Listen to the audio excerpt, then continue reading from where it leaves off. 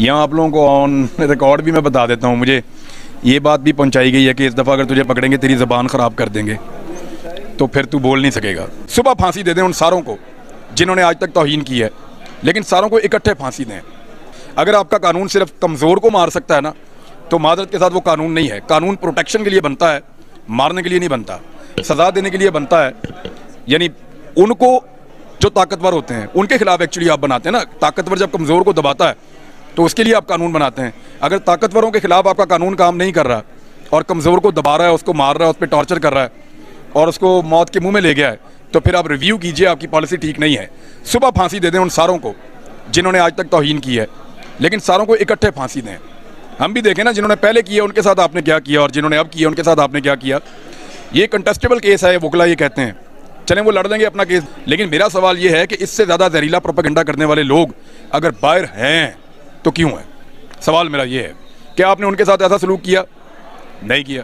मेरे ऊपर इन्होंने बगावत का मुकदमा बनाए, गद्दारी के मुकदमे बनाए। मेरे वकील ने अदालत में इस बात पे चैलेंज किया था कि आप कोई एक इसका ऐसा स्टेटमेंट निकाल कर ले आएँ जो पाकिस्तान की फ़ौज को उसके ख़िलाफ़ हो या रियासत के ख़िलाफ़ हो। मैं अपना वकालतनामा वापस ले लूँगा। और उसने जज साहब को ये भी कहा था कि इसको फिर आपने फांसी देनी है, क्योंकि ये इस तमगे के साथ ज़िंदा नहीं रहेगा और मुझे भी इसकी ज़रूरत नहीं है, वो मेरा बचपन का दोस्त है। तो बात ये है कि झूठा इल्ज़ाम लगाकर किसी को आप फंसा लें और कहें कि ये बागी है, जैसे मेरे साथ किया, ज़्यादा साबिर शाकिर के साथ हो रहा है। चलें, शहबाज गिल का तो केस अलग है ना, उसके तो आप एक जुमले पे कह सकते हैं कि यार यहाँ इसने बड़ी लाइन क्रॉस कर दी है, वो नहीं होनी चाहिए। लेकिन क्या ये लाइन पहली दफ़ा क्रॉस हुई है? अगर शहबाज गिल ने इस लाइन को क्रॉस करके 2 फुट तक गया ना, तो यहाँ ऐसे लोग हैं जो मीलों तक चल के वापस आ गए हैं उस लाइन को क्रॉस करके। उनको आपने क्यों नहीं पकड़ा? उनको आपने सजा क्यों नहीं दी?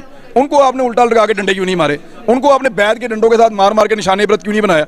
वो आज वेंटिलेटर के ऊपर अस्पतालों में क्यों नहीं पड़े हुए? सवाल तो हम पूछेंगे ना। इमरान भाई, मुझे ये बताएं, जिस तरह आपको टॉर्चर किया गया, तशद्दुद किया गया, क्या कहना चाहते हैं?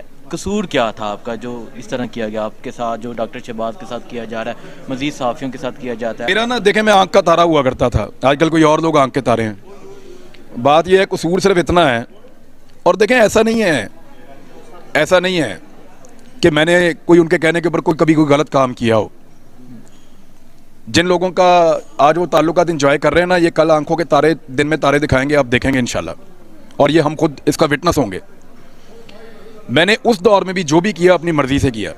अगर मुझे किसी ने कोई वीडियो दिखाई, कोई सबूत दिखाए, कोई ऑडियो दिखाई, कोई फाइल दिखाई, मैंने उसको पढ़ा, उस पर रिसर्च की, अपना टाइम लिया। 2-2, 3-3 महीने के बाद मैंने पहले अपने आप को कायल किया और उसके बाद फिर मैंने एक नैरेटिव के ऊपर काम शुरू किया जो मुझे लगा ठीक है मेरे मुल्क के लिए।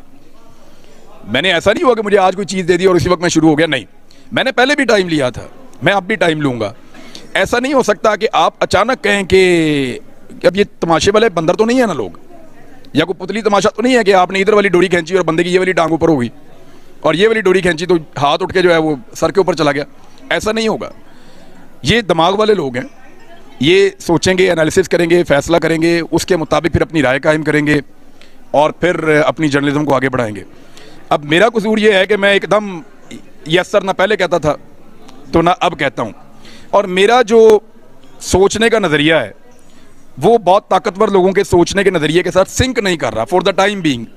इंडिया के मामले पे हमारा नज़रिया बड़ा सिंक करता है, कश्मीर के मामले पे हमारा सोच बहुत सिंक करती है, और पाकिस्तान को आगे बढ़ाना है, पाकिस्तान की तरक्की के मामले पे हमारी सोच बड़ी सिंक करती है।